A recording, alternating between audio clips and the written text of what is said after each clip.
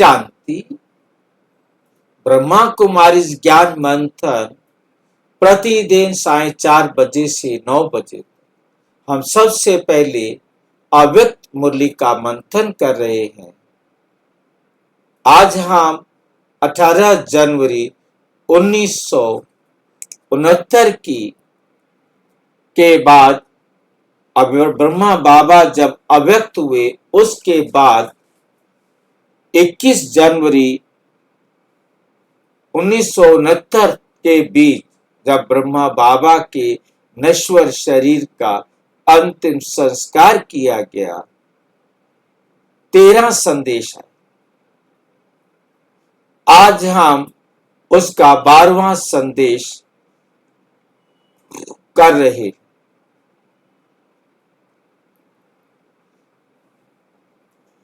अव्यक्त वतन से प्राप्त दिव्य संदेश 12। गुलजार बहन द्वारा स्नेह के साथ साथ ज्ञान का फाउंडेशन मजबूत करो। स्नेह के साथ साथ ज्ञान का फाउंडेशन मजबूत करो। आज जब मैं वतन में गई तो बाबा नहीं दिखाई दिए।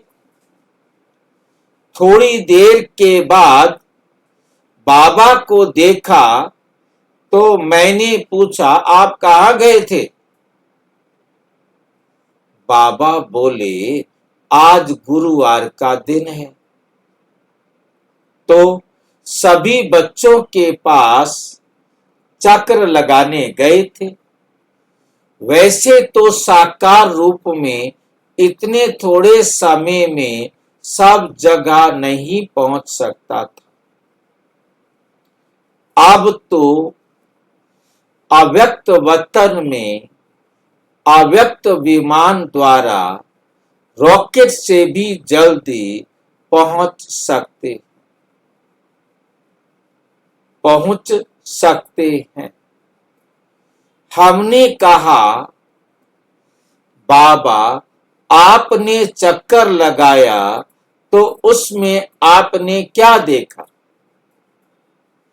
बाबा ने कहा, मेजॉरिटी बच्चे अभी तक स्नेह में अच्छे चल रहे हैं और बहुत ऐसे भी हैं जिन्हों के अंदर कुछ संकल्प भी हैं ना, हैं कि ना? संकल्प भी हैं कि ना मालूम अब क्या होगा। क्या संकल्प चल रहे हैं कि ना मालूम क्या होगा। परंतु संगठन के सारे अब तक ठीक है।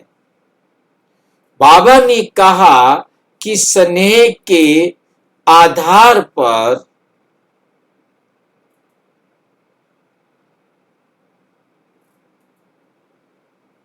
जो बच्चे अभी तक ठहरे हुए हैं, तो अब स्नेह के साथ ज्ञान का फाउंडेशन जरा भी ढीला हुआ तो बच्चों पर वायुमंडल का असर बहुत सहज हो सकता है।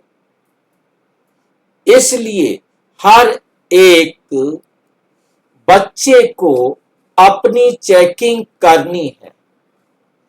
फिर भी व्यक्त देह में हो तो स्नेह में पहले होश अच्छा रहता है, लेकिन इस स्नेह पर फिर जैसे जैसे दिन पड़ते जाएंगे तो वायुमंडल का असर जल्दी पड़ सकता है। स्नेह में भल कहते हैं कि बाबा कल्याणकारी है, या बाबा ने जो किया वे ठीक है। स्नेह के वश संकल्प बंद किया है। स्नेह की रिजल्ट मेजॉरिटी की अधिक है। वायुमंडल का असर हमारे पर ना हो और हमारा असर वायुमंडल पर हो, तब कायदे मुजिब चल सकते। हमने कहा कि बाबा, हमारे पास तो ज्ञान की ही बातें चलती। तब बाबा ने कहा, बच्ची, ज्ञान के फाउंडेशन से अपने को संतुष्ट रखे, ऐसे बच्चे थोड़े हैं। तो आज बाबा ने ये रिजल्ट बताई और कहा कि सभी को जाकर सुनाना कि हमें वायुमंडल को हमें चेंज करना है, ना कि वायुमंडल हमें चेंज करे। फिर भोग स्वीकार कराने के बाद बाबा ने एक सीन दिखाई। एक बहुत बड़ा हाल था। उस हाल में चारों ओर से बहुत बदबू आ रही थी। उस कमरे में दो तीन बहुत अच्छी खुशबूदार खुशबूदार अगरबत्ती जल रही थी। धीरे धीरे अगरबत्ती की खुशबू ने बदबू को दबा दिया। बाबा ने सुनाया, देखो बच्ची, चारों तरफ बदबू का वायुमंडल था, लेकिन इतनी सी अगरबत्ती ने वायुमंडल में चारों तरफ खुशबू कर दी।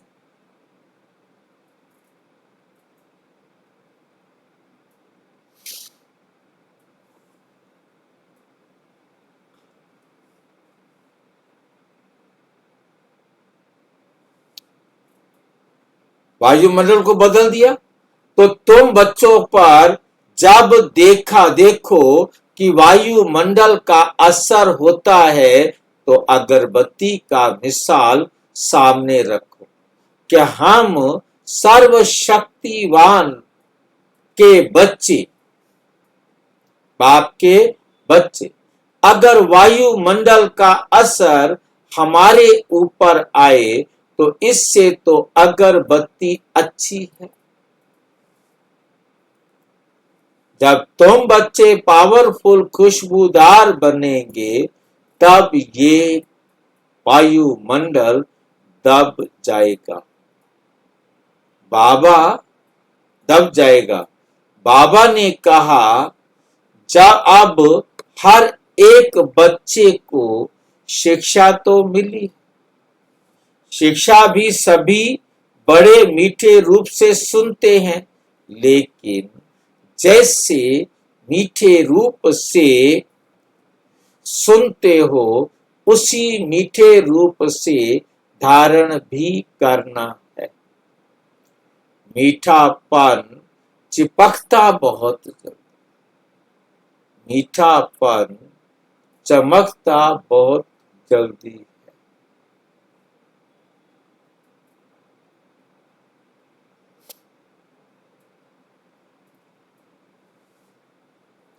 जो ऐसा मीठा बनेंगे तो बाप से चिपक जाएंगे। याद और मीठापन नहीं होगा तो अलग अलग रहेंगे। जैसे नमकीन चीज आपस में कभी नहीं मिलती, तो जो ऐसे होंगे उनकी अवस्था युक्त नहीं रहेगी।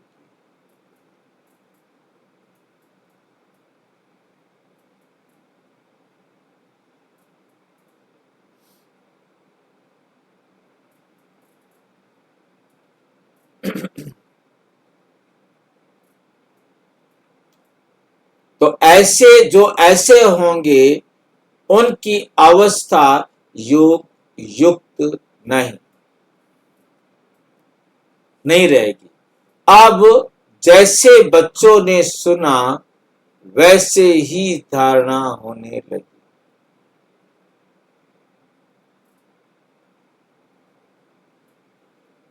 अब जैसे बच्चों ने सुना वैसे ही धारण करेंगे। तो बहुत बड़ा महल है,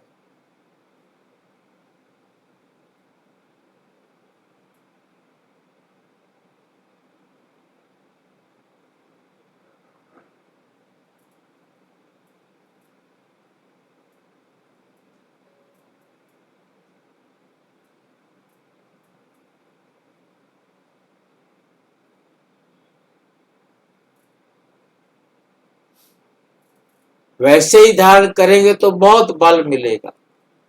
अच्छा, ओम शांति।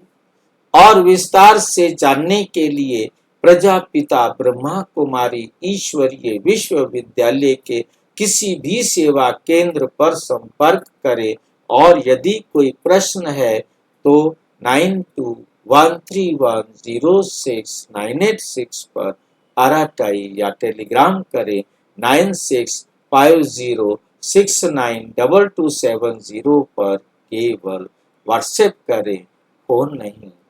ओम शांति।